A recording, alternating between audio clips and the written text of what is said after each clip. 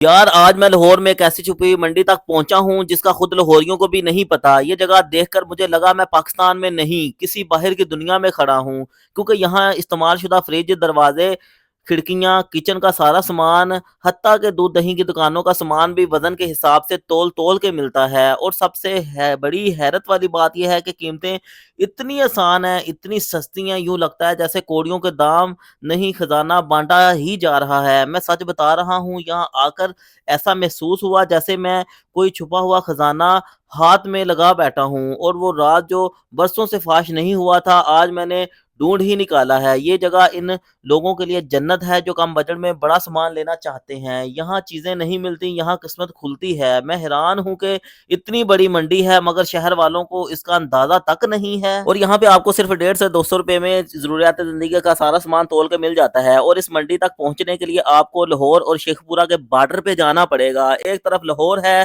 جبکہ دوسری طرف آپ کو شاہدرہ ملے گا. یہ راوی ہے، راوی کو کراس کرتے ہی آپ نے آگے بڑھنا ہے. اور اگر آپ اس چھپے ہوئے بازار کی ایگزیکٹ لوکیشن جاننا چاہتے ہیں تو کمنٹ سیکشن میں لوکیشن لکھیں، میں آپ کو لوکیشن بھیج دوں گا.